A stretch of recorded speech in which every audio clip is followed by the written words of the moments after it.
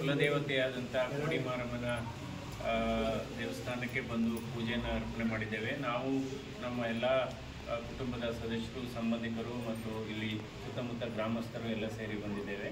ಇದು ನಮ್ಮ ಸಂಪ್ರದಾಯ. ಯಾವಾಗಲೂ ವರ್ಷಕ್ಕೆ ಒಂದು ಸರಿ ಅಥವಾ 2 ಸರಿ ಬಂದು ಪೂಜೆ ಸಲ್ಲಿಸುವಂಥದ್ದು ನಮ್ಮ ಸಂಪ್ರದಾಯ.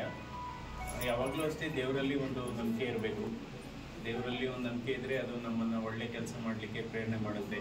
ಯಾಕೆಂದರೆ ನಾವು ಏನು ಕೆಲಸ ಮಾಡ್ತೀವಿ, ಅದು ಯಾವ ರೀತಿ ಕೆಲಸ ಮಾಡ್ತೀವಿ, ಅದು ಒಳ್ಳೆ ಕೆಲಸನ ಅದು ಒಳ್ಳೆ ಕೆಲಸ ಅಲ್ವಾ ಅನ್ನೋದು ಇಬ್ಬರಿಗೆ ಮಾತ್ರ ಗೊತ್ತಿರುತ್ತೆ. ಒಂದು ನಮ್ಮ ಅಂತರಾತ್ಮಕ್ಕೆ ಗೊತ್ತಿರುತ್ತೆ, ಇನ್ನೊಂದು ಪರಮಾತ್ಮನಿಗೆ ಗೊತ್ತಿರುತ್ತೆ.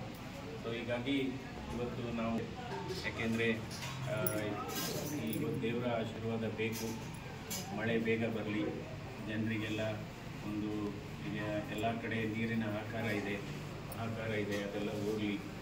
ಹೀಗಾಗಿ ಒಳ್ಳೆಯ ಬೆಳೆ, ರೈತರಿಗೆ ಅವರ ಬೆಳೆದಂಥ ಬೆಳೆಗೆ ಬೆಲೆ ಸಿಗಲಿ. ಹೀಗಾಗಿ ಎಲ್ಲರಿಗೂ